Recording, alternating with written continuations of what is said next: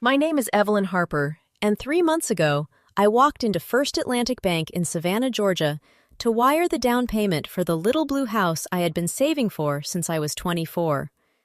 The lobby smelled like lemon floor wax, burnt coffee, and old paper. The air conditioner clicked above the teller windows with the tired rhythm of a machine that had been working too hard since 1987. I remember smoothing the wire transfer form against the marble counter with both hands because my fingers were shaking from excitement. Then, the teller stopped typing. Her name was Mrs. Delaney, and she had known me since I was a girl with braces and a canvas backpack full of library books. She leaned closer to her monitor, pressed one key, pressed another, and went still in that awful way people go still when they are trying not to frighten you. The little printer beside her coughed out a receipt, and the sound was so small I heard it like a gunshot.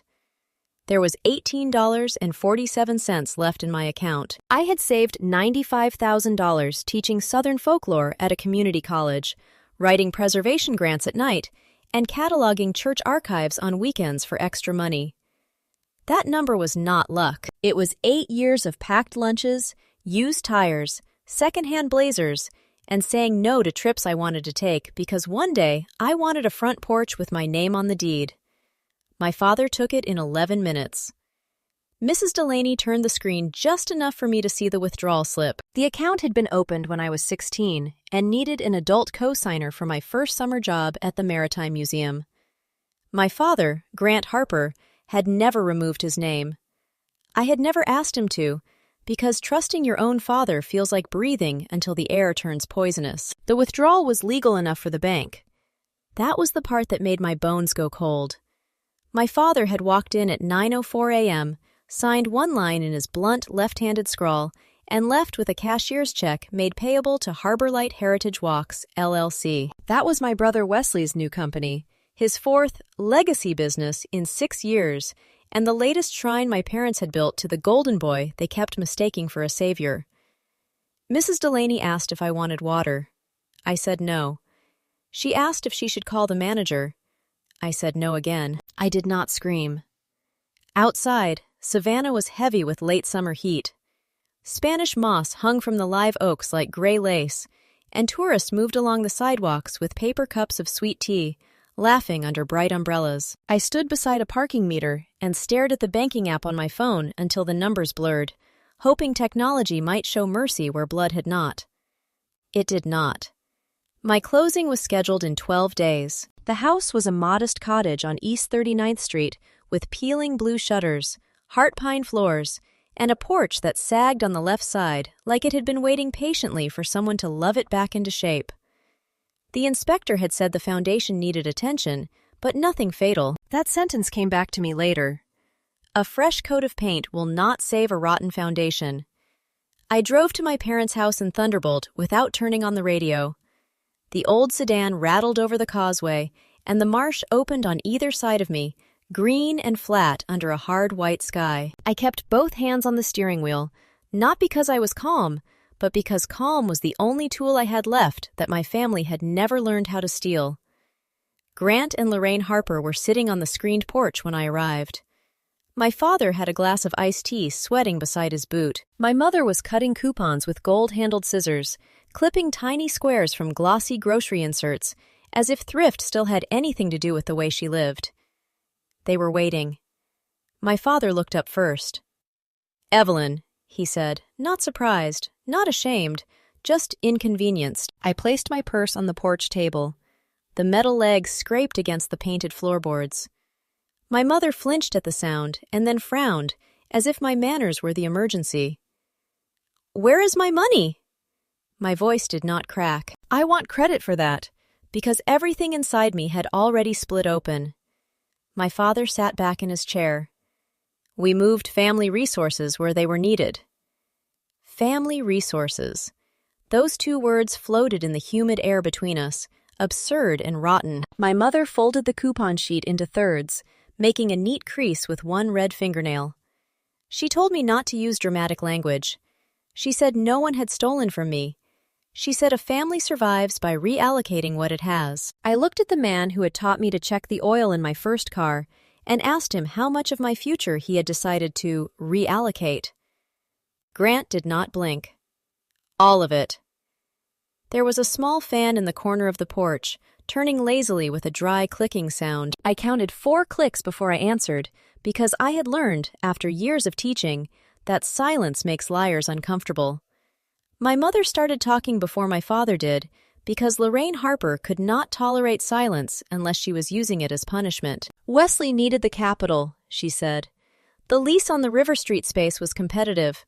Investors were coming in. Your brother is finally building something that matters. And I was not? My father's jaw tightened. You have a steady job. I have a part-time faculty contract with no retirement match. You have no children. I have rent. You are one person. I remember the smell of citronella candles on the porch. I remember the ice in my father's glass settling with a quiet crack. I remember my mother looking at me like I was being selfish for noticing the knife after they had already put it in my back. Then my brother called. Wesley's voice came through my phone bright and easy, the way it always did when he assumed the world had already forgiven him. He called the theft a bridge loan. He said Harbor Light Heritage Walks would bring dignity back to the Harper name. He promised me 10% equity in the company, as a thank you, and spoke as if I should be grateful for being allowed to invest against my will.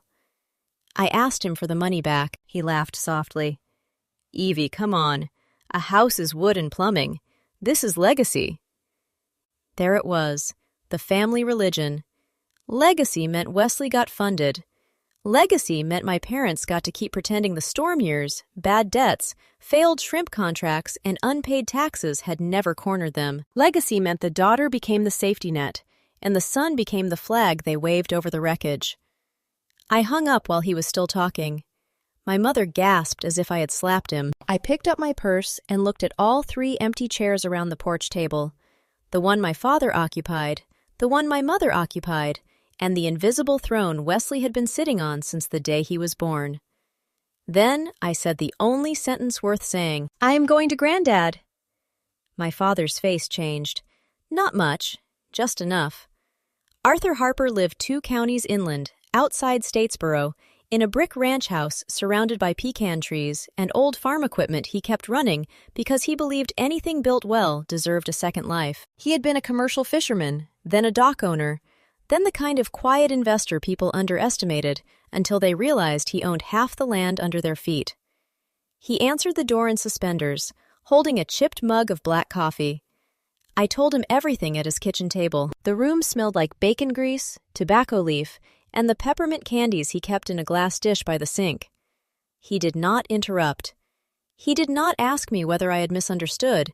He did not tell me to calm down, pray on it, or remember that family is family. He asked one question. Did Grant sign the withdrawal slip himself? I nodded. Arthur set his coffee down. The mug touched the table with a ceramic knock that ended the old version of my life. He picked up the phone mounted on the kitchen wall, the same beige phone he refused to replace, and dialed a number from memory. Miriam, he said when the call connected. It's Arthur Harper. I need you to open the red file. That was all. By sunrise, a courier from Macon was on the road with documents in a sealed envelope. By 10:30 a.m., I was sitting in a conference room across from Miriam Cole, a trust and estate attorney with silver hair, black glasses, and the calmest hands I had ever seen. Her office smelled like printer toner, cold coffee, and furniture polish. On the table in front of her sat a red binder thick enough to look alive. My name was on the spine. I learned that morning that Arthur had created a generation-skipping trust when I was 18, after my grandmother died. He had intended the money to help me buy property, fund research, or start a preservation nonprofit. My father had been named managing trustee because Arthur still believed, back then, that a man could be weak without being dangerous. He had been wrong. Miriam slid bank statements across the table in perfect order. She explained that my stolen $95,000 was not the beginning of the crime.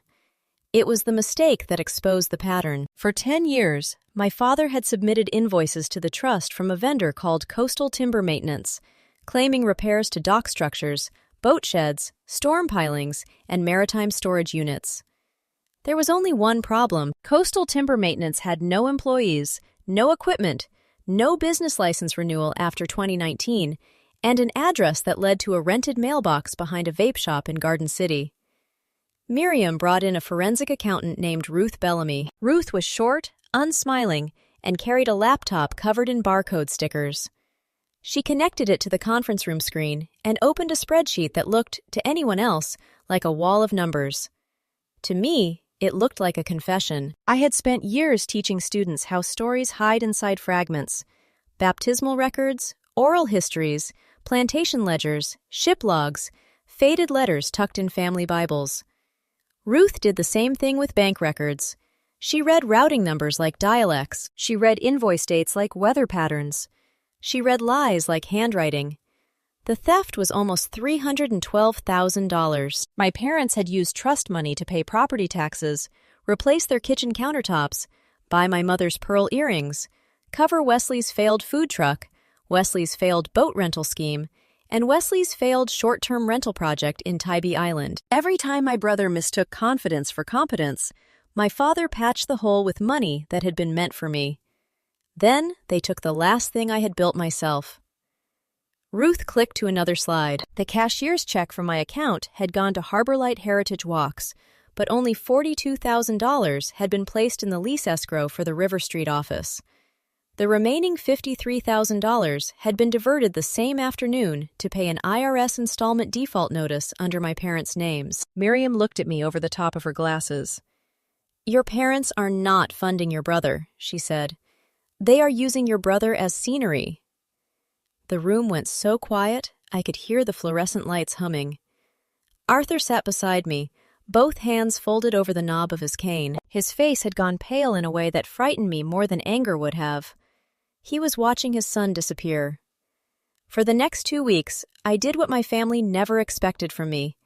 I got organized. I pulled 8 years of pay stubs, adjunct contracts, grant payments, tutoring receipts, bank statements, real estate emails, and the closing schedule for the East 39th Street house. I found the old custodial account documents in a cardboard file box under my bed. I scanned everything twice, uploaded it to an encrypted drive, printed hard copies, and put them into Miriam's red binder behind numbered tabs. Tab 1, Origin of Funds. Tab 2, Unauthorized Withdrawal. Tab 3, Trust Disbursement Irregularities. Tab 4, Shell Company Invoices. Tab 5, IRS Tax Diversion. Tab 6, Damages. The binder got heavier every day. My parents called 18 times. Wesley called 23. My mother left voicemails that began with pleading and ended with threats. My father sent one text message: "You are embarrassing this family." I printed it and placed it behind tab 7, Public Defamation. The false surrender came on a Thursday evening. Wesley invited me to Harborlight's investor preview at the River Street office, a restored brick building with arched windows, gas lanterns, and rent he could not afford without my money. His text said he wanted to clear the air before the official launch. I knew what that meant. Miriam knew too. She told me not to attend unless I could keep my face still, my hands visible, and my phone recording only where Georgia law permitted. Arthur told me to wear comfortable shoes. Ruth told me to eat before I went, because narcissists loved starving people before cornering them. I wore a navy dress, flat shoes, and my grandmother's watch. The office smelled like new paint, champagne, and rented confidence. Wesley had staged the room beautifully. Historical maps hung on exposed brick walls. Antique lanterns sat on reclaimed wood tables. A framed mission statement promised ethical preservation, community partnership, and respect for local history. I almost laughed. My stolen money had excellent taste. My parents stood near the bar with Wesley between them, all three polished for public consumption. My mother wore cream silk and pearls. My father wore a blazer I knew he could not have paid for. Wesley wore a blue suit, no tie, and the golden smile that had convinced lenders, girlfriends, vendors, and my parents to ignore every warning sign until the invoice arrived. He kissed my cheek in front of everyone. "You came," he whispered. "Good girl." I felt the old reflex rise in me, the little sister reflex. The urge to swallow the insult because correcting Wesley always cost more energy than everyone said it was worth. I let it pass over me like a wave over stone. Not tonight. At 7:18 p.m., Wesley tapped a spoon against a champagne flute and called the room to attention. Investors, vendors, local tourism writers, and 2 city officials turned toward him. My parents moved closer, glowing with borrowed importance. Wesley spoke for 12 minutes. He talked about family resilience, coastal history, and rebuilding after hardship. He said Harbor Light Heritage Walks was born from sacrifice. He said his parents had taught him that legacy required courage. Then he looked directly at me and smiled for the crowd. My sister Evelyn, he said, was generous enough to support this dream, even though she had some nerves at first. Family always comes around. Several people clapped. I did not. My father leaned toward me. Smile. I opened my purse and removed a folded copy of the petition. That was the first time my mother noticed the red binder under my arm. Miriam entered through the front door at 7:31 p.m., accompanied by a process server in a gray suit and 2 agents from the Georgia Department of Revenue. They were not theatrical people. They did not rush. They did not raise their voices. They simply moved through the room with the terrifying calm of people whose authority did not require performance. The air changed. Wesley stopped mid-sentence. My father's champagne flute tilted in his hand. My mother's smile froze so completely it looked painful. Miriam walked to me first. Miss Harper, she said, are you ready? I nodded. The process server handed my father the civil petition for removal as trustee, restitution, and emergency asset preservation. He handed my mother a notice naming her as a beneficiary of misappropriated funds. He handed Wesley the emergency lien notice against Harbor Light Heritage Walks for assets purchased with traceable stolen capital. The room made no sound. Not a cough, not a laugh, not even the polite rustle of people pretending not to listen. My father looked down at the first page. His lips moved over the words, breach of fiduciary duty, conversion, fraudulent transfer, and tax diversion. He looked suddenly smaller than the man who had sat on the porch and called my life a family resource. Wesley recovered first because Wesley always believed recovery was the same thing as control. This is a misunderstanding, he said loudly. Evelyn is emotional. She has been under stress. I opened the red binder to tab 2 and removed the copy of the withdrawal slip. No, I said. This is page 1. My voice carried across the brick room. It was not loud. It did not need to be. I laid the withdrawal slip on the registration table beside his glossy brochures. Then I placed the cashier's check record beside it. Then the lease escrow receipt for $42,000. Then the IRS payment confirmation for $53,000. Wesley's face changed. My father whispered, Evelyn, don't. That was when I knew he understood the numbers. The Department of Revenue agent asked Grant Harper whether he had used funds obtained from a joint account to satisfy a tax obligation while representing the same funds as business capital. My father opened his mouth, closed it, and looked at Miriam like he expected her to protect him from the consequences of his own signature. She did not. My mother stepped forward and tried to touch my arm. Sweetheart, we can talk at home. I stepped back 1 pace. No. 1 short word, clean as a lock clicking shut.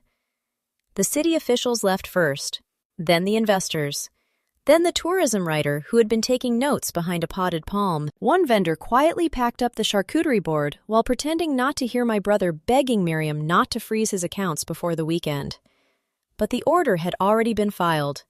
By Monday morning, Harbor Light's operating account was frozen. By Wednesday, the lease escrow was locked by court order. By Friday, Miriam had filed the full trust petition in Chatham County Superior Court and sent copies to the IRS Criminal Investigation Field Office because forged invoices and tax diversion do not stay family matters just because the thieves share your last name. That is the thing about paper. It does not care who raised you. The deposition took place 6 weeks later in a beige conference room that smelled like copier heat, dust, and overbrewed coffee. My father sat across from us in a brown suit with a collar too tight for his neck. My mother sat beside him, twisting a tissue into a rope. Wesley sat at the far end of the table, staring at his phone as if a miracle investor might text him through a court-ordered asset freeze. Miriam placed the red binder on the table. The sound silenced everyone. For 4 hours, she walked my father through his own handwriting. Invoice number CTM 1149 for $18,600. Invoice CTM 1207 for $22,400.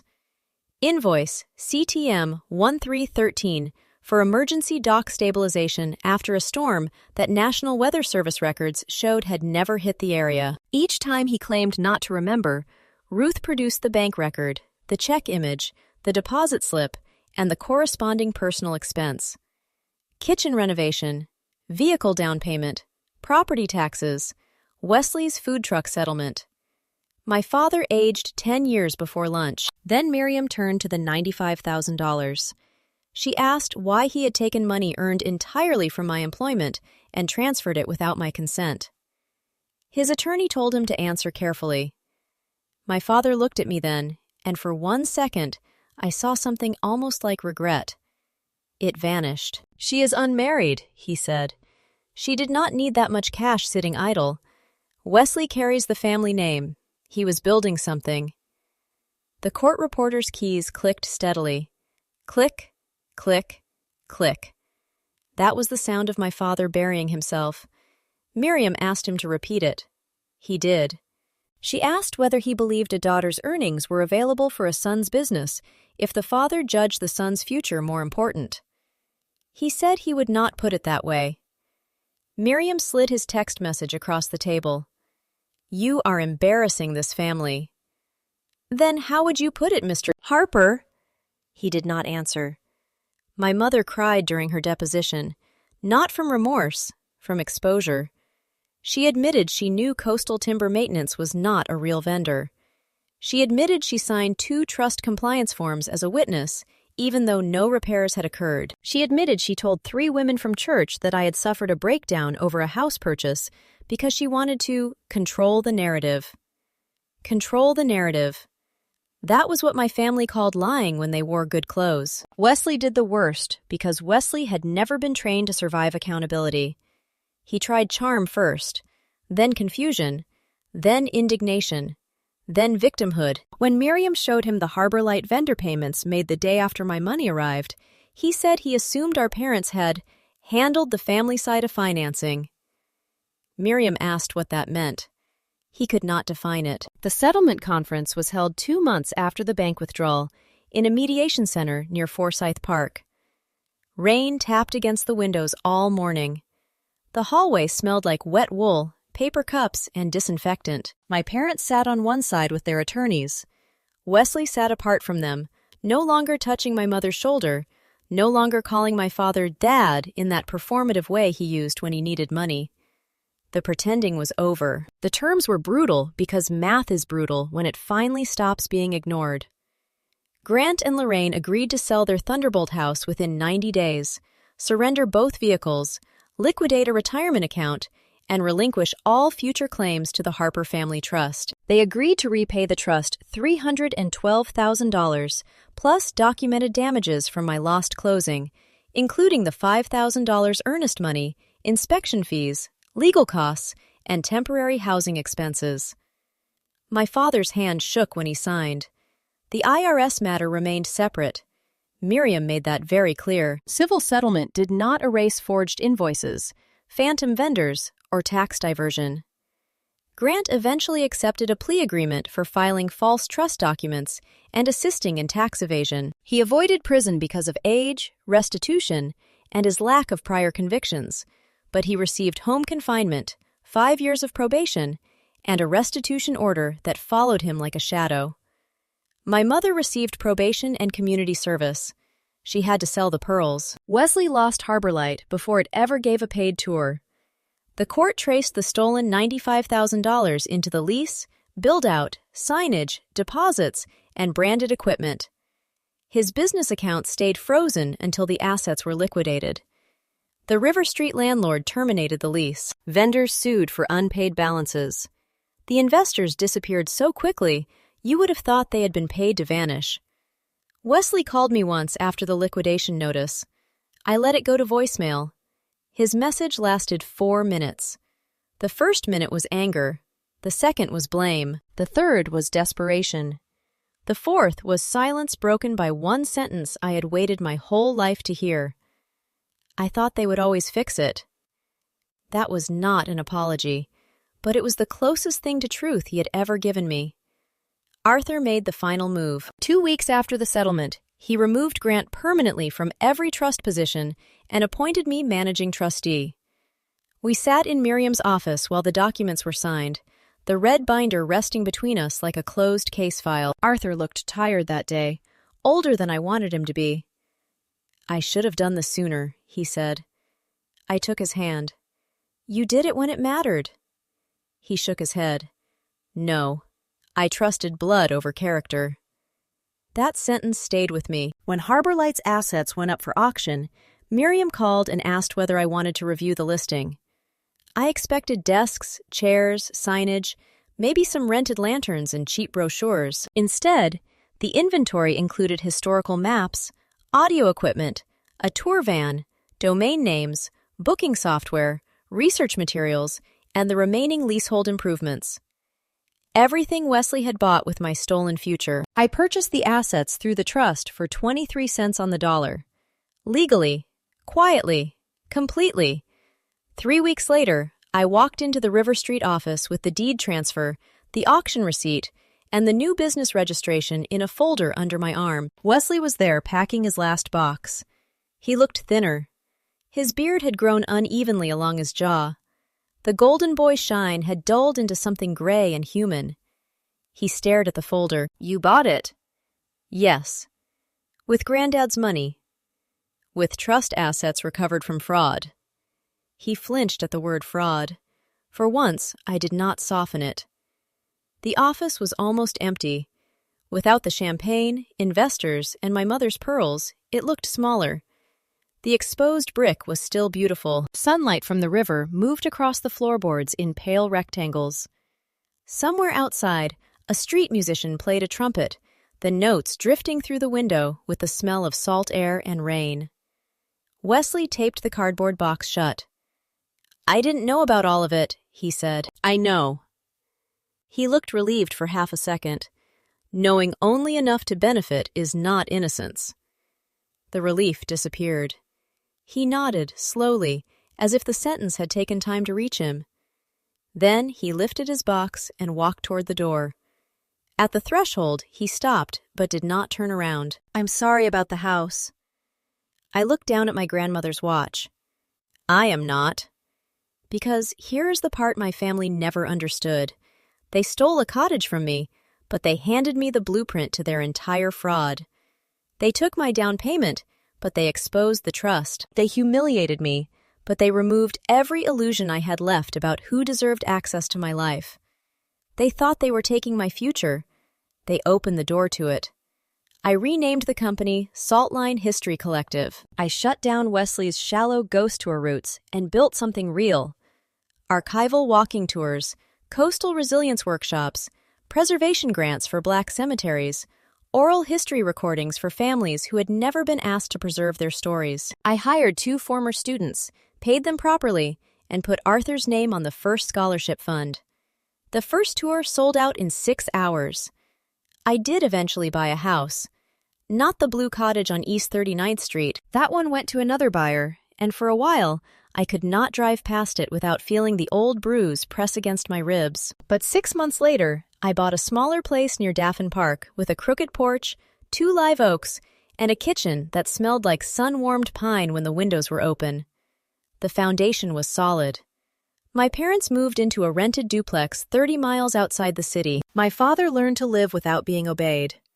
My mother learned that church friends enjoy gossip less when the court documents are public record. Wesley took a job managing bookings for a kayak rental company in Beaufort, where nobody cared what his last name used to promise. I wish I could tell you they became kind. They became quieter. Sometimes that is all justice can do. People ask whether revenge healed me. It did not. Paperwork is not medicine.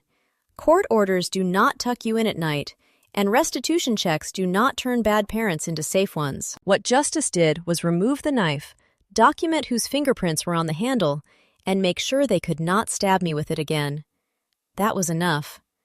The older I get, the more I believe family is not the people who say they love you while keeping one hand in your pocket. Family is not a surname, a holiday table, or a childhood story polished until the rot underneath disappears. Family is the person who picks up the phone, calls the attorney, opens the red file, and stands beside you while the truth does its work. Blood explains where you came from. Loyalty decides who gets to stay. If you have ever been used by the people who were supposed to protect you, I want you to hear me clearly. You are not selfish for keeping what you earned. You are not cruel for asking for records. You are not destroying the family by exposing the person who already hollowed it out from the inside. Rot is not your fault, but repair can be your choice. So tell me in the comments, how old are you? Where are you watching from? And what time is it right now? If this story stayed with you, like the video, subscribe to the channel, and share it with someone who needs to remember that silence is not weakness when the evidence is already speaking.